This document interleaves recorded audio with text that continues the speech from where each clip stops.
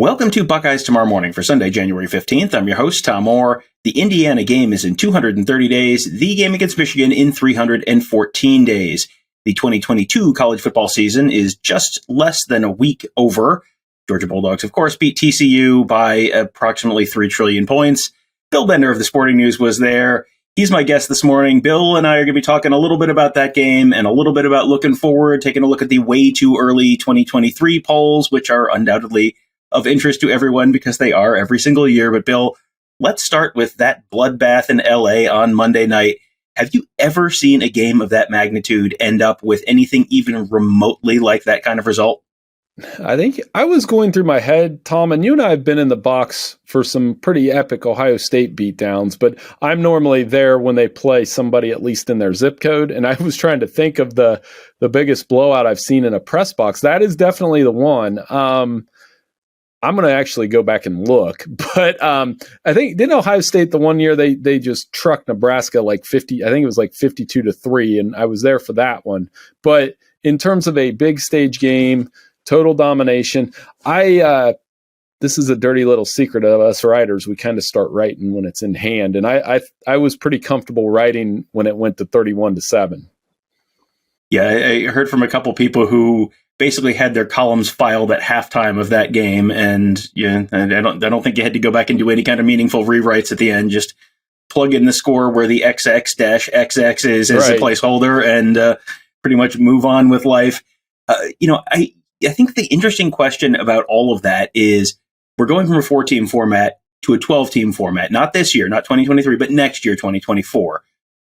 And I think the question is, okay, we had 2 really good semis this year and an awful championship game. And a lot of times in the 4-team format, it's been awful semis and a good championship game.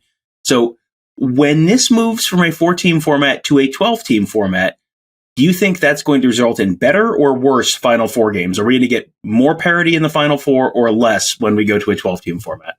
I'm not sure on 12. I'm not ducking the question because my theoretical answer is had we done 8, I think we would have got to, and I'm just kind of charting out this year's based on the results. So if we would have done an 8-team playoff, the Final Four probably would have been Ohio State, Michigan, Georgia, and Alabama. Probably. I mean, just off my read, and I'm not taking anything away from TCU. Look, TCU beat Michigan. Michigan was heavily favored. TCU went out and got the job done. But it was apparent about 13 minutes in that Georgia was just more talented, deeper, and there for blood too. Not only that, they played the game that Ohio State played against Georgia in terms of their A game, right? They brought the home run swing and TCU had nothing for it. Now, do I think Alabama, Georgia would have been a better game? Yes. Do I think Michigan would have been again a better game? Yes, but probably similar to last year in some ways. I think Georgia would have beat them by about 14-17. And but if Georgia would have played like they did last night, I don't think there's anybody in the country that or Monday night, I'm sorry. There's nobody in the country that's beating them on that game. You moving for 2022 to 2023, and it is way too early to talk about 2023 in any kind of concrete terms, but that's why you call it the way too early, top 25 for 2023. And I think it feels like the challenge of projecting what the heck is going to happen in the fall, that's always been kind of a difficult task at this time of year.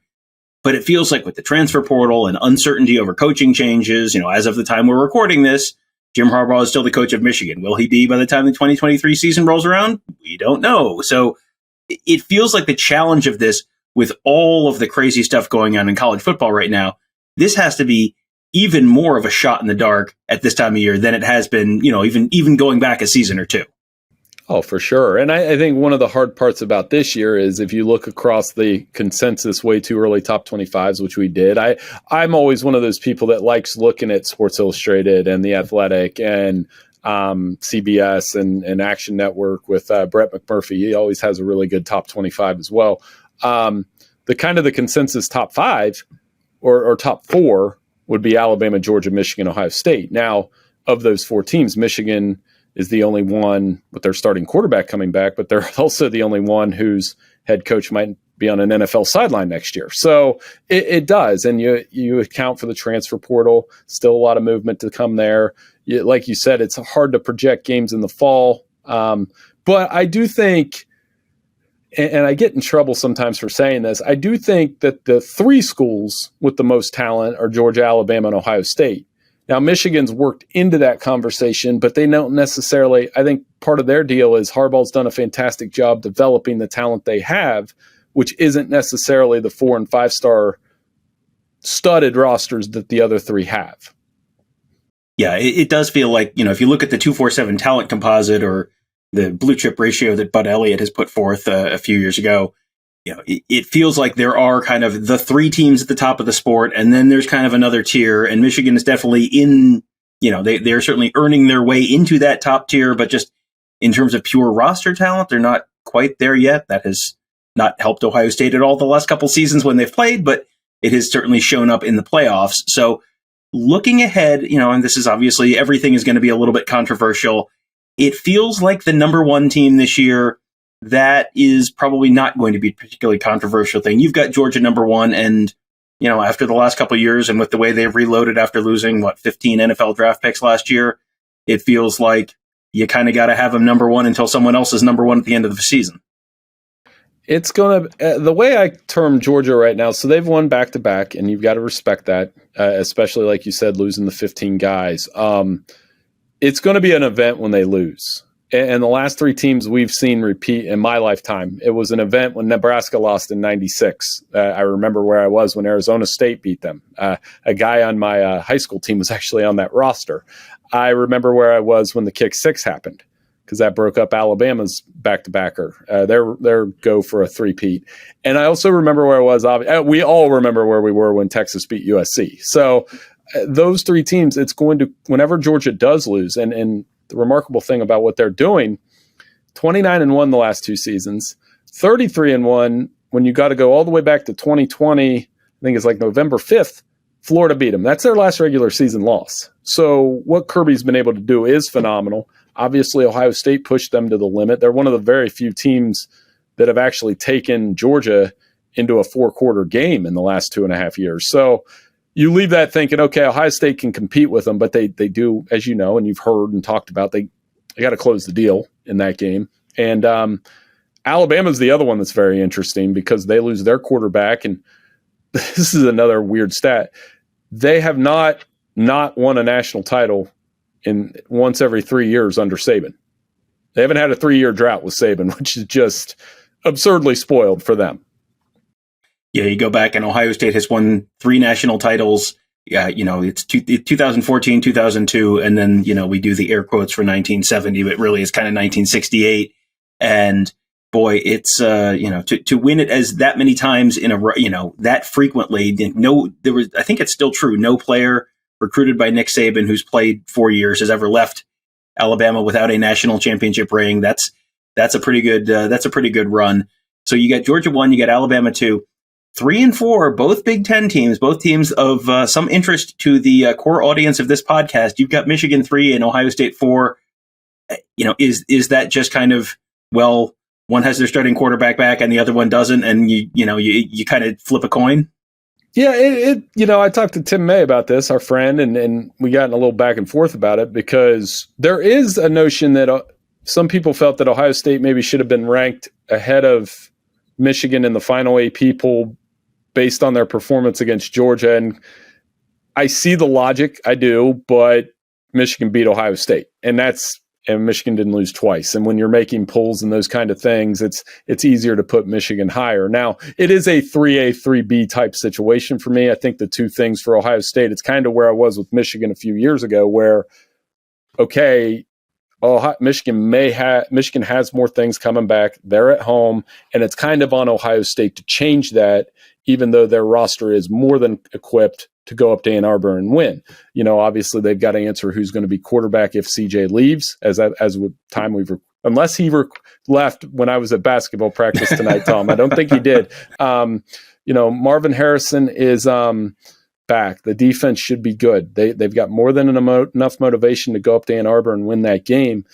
But I think, that's one thing that I want to get your thoughts on this, honestly. So one thing I was hearing a lot in LA from people that are not in the bubble that we're in, they were asking me if I thought that Michigan and Ohio State are so consumed with each other that it hurts them on the national stage when they get in those playoff games. I thought it was a fair question, and I tried to explain my way through it. I'd love to hear your thoughts. I think, to me, it may be more. I saw a tweet from the guys who do the College Football Nerds podcast this week that I think I maybe buy into a little bit more, which is that Michigan does what they do, and they do it so well, and they're just going to execute what they do, but they don't go way out of their comfort range. They don't completely remake themselves during the month between the Big Ten championship game and the college football playoff. So when, they're going to really execute well, but when you run into a team that has more talent, that can just sort of out-athlete you, and you're not confusing them, and you're not throwing them off by doing different stuff and really changing up your game plan, then you run into problems when you can get out-athleted. And, I don't know that they got out-athleted against TCU this year. They certainly did against Georgia last year. But it feels like maybe they just, how much of that game was just J.J. McCarthy had a bad game and threw 2 bad picks, and that's the difference. I don't know that I look at the loss to Georgia last year and the loss to TCU this year as being 2 things you can just sort of lump together with one common explanation. I think it's two kind of different things, but I did find that, it was somewhat persuasive thought in terms of why they look one way in the regular season and then another way in the playoff. But that's if there's another year where Michigan is a top 4 team, I guess we'll get another data point to work with from that and see what they look like. But they do, in terms of just the pure talent composite and 5-star, 4-star kind of players, they are a tier below the Georgia, Alabama, Ohio States of the world. So that's probably part of it. And, that talent gap, I think we sort of, you rank all the teams, but I think you kind of, in your mind, you kind of know, hey, somewhere right in this range, here's where the real legitimate national title contenders stop, and the teams that have a chance to go 11-1 and be a really good story and then lose to one of the really talented teams, here's where that group starts. So I'll go through your list. You get Georgia 1, Alabama 2, Michigan 3, Ohio State 4, Tennessee 5, LSU 6, USC 7, TCU 8, Penn State 9, Washington 10. That was your top 10. Where on that list, and this may be a little bit of a gray area in there, but where does the legitimate national championship contender type rosters, where does that list end for you, and where does the potential nice stories but not quite national championship contender teams, where does that start? Well, that's you just said it. So like for me, the legitimate rosters on day one, they can say, hey, we can expect it, is Georgia, Alabama, Ohio State. And then Michigan, Tennessee to me fall under Tennessee. Michigan's closer than Tennessee. Michigan's the gray area to me because they're in between. They've proven they can get there. Now they need to prove that they can win it and beat a Georgia or an Alabama. They've proven they can beat Ohio State. So not real good in bowl games, though. And I think that's the next challenge for Harbaugh. That layoff you talked about, they're 1-6. So clearly there's something they need to reevaluate between final game and bowl game. That next tier is very interesting to me. LSU's probably got the talent to do it. They've proven they can do it. 4 years ago, they had one of the most talented teams ever. Tennessee, USC, all the way down. There's people that like Florida State next year. There's people that like Penn State. Penn State's a very interesting case for me because is this the year that they finally say, hey, we can beat an Ohio State or Michigan? And those are kind of the teams in there. But if we're talking teams that could actually win the national title, I typically only go off one hand. And if I was doing it for next year today, which you could probably old takes expose this real quick, but I would say Ohio State, Georgia, Alabama, Michigan, and LSU would be, if you said you can only put them on one hand, I would say Michigan and LSU. Yeah, that's probably not a bad guess. You have to look at the defensive lines and offensive lines, and LSU has the advantage of recruiting. The state of Louisiana produces a lot of 300-pound, incredibly athletic freaks. I call it the sweet tea belt. There may be some correlation there between the sweet tea consumption and the 300-pound lineman production. They have great food down there too, man. So they do. Yes. Yeah. If you have ever been down to LSU and had the po' boys and the jambalaya and the gumbo, yes, you can understand how they produce linemen down there. Penn State, as you mentioned, you've got them a little lower than a lot of people, but yeah, that's going to be a real interesting team to watch. Do they now have the quarterback that can take them, that next step in the way that J.J. McCarthy took Michigan, kind of that next step? One other team that we have not talked about before I let you go, that, boy, we haven't said the name Clemson yet. Clemson 14 has Dabo Swinney kind of lost? I mean, not, they're still in the ACC title conversation, but they really weren't in the national championship conversation in any serious way this season. Have they kind of fallen off the pace? And is that just he has failed to adapt to the realities of the portal and NIL and all that kind of stuff? And, too many interior or internal coordinator hires? What's going on with Clemson this year? I generally despise this phrase on Twitter because you said, but there is some legs to the Ohio State broke the Clemson program in terms of since that loss where Fields was just awesome that night. You were there. It was unbelievable. Clemson really hasn't been the same as far. Well, they gave Georgia a good game the following year, but I think they're always going to be good enough to win the ACC. The question for me is, can they get back to the playoff and win? And what they've lacked the last couple years is really good receiving talent. I mean, since T and Justin Ross left for the NFL, T's doing amazing, by the way. They don't have a T Higgins. They used to replace the T Higgins. It was Sammy Watkins. Then it was, they Hunter Renfrow, those type guys. Cade Klubnik's a very important player for this program. And you threw him in late in the season. I was wondering if they would throw him in after the Syracuse game. He's going to be the key to that because on one level, you can look at Clemson and say, yeah, they've been down, but then you kind of look at their quarterback play and you're like, well, they went from Taj to Deshaun to Trevor Lawrence, and that's not bad. I mean, so that's pretty transcendent. So I think that'll be an interesting thing. I'm not going to pronounce them dead yet, but they have something to prove when Florida State's on them now. And, Notre Dame has that 5-game agreement. I think Notre Dame is in a little bit better of a spot as a program, especially with Sam Hartman, than maybe where Clemson is. And they showed that this year when they played. Yeah, they clobbered Clemson this year. That was a little surprising because that was not something that Notre Dame had really shown that they could do to a real top level team, but they did it there. Yeah, Sam Hartman and Notre Dame. That's going to be a real interesting one for Ohio State. Week 3, I may get to see Bill Bender in South Bend that week. That may be a possibility. They only, as he said at the top, they only send him on the road for the big games. So we're at the national championship game. When Bill Bender is there, it is a big game. It's always a big one for us as well. That's always a joke around the Woody when I show up. They're like, you guys are always like, must be a big game if Bill's here. But no, I mean, that Notre Dame game, the more I think about it, both teams will have a chance to have their feet wet a little bit. I always love going to South Bend and love that game. And I mean, it's crazy that I'm talking to you now. I believe we did this podcast the week of the Notre Dame game this year.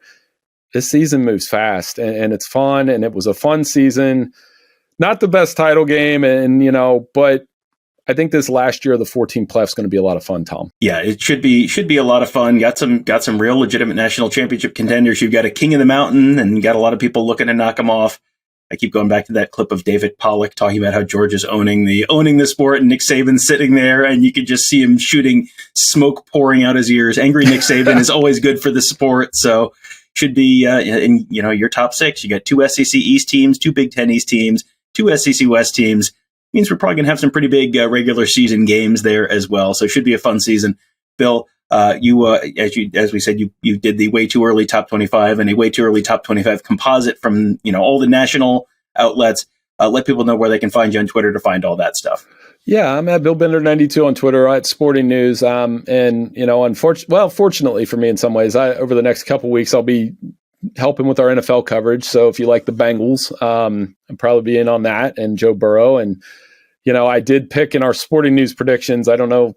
I picked Bengals 49ers. So Maybe that's that Super Bowl 23 rematch we've all been waiting for in Ohio for about 30 years. So that'll be a lot of fun if that happens. I was going to say, I've seen that game. I know that game's happened twice before. I remember one of them, and it was a pretty darn good game. The first one was a pretty darn good game, too. So if we get another one like that, I think everyone would probably take it. And maybe Joe Burrow will be enough to push them over the top this year. But we'll all find that out together in a few weeks. So, Bill, thank you for joining me. And thank you guys all for joining us. Have a great day. We'll talk to you tomorrow.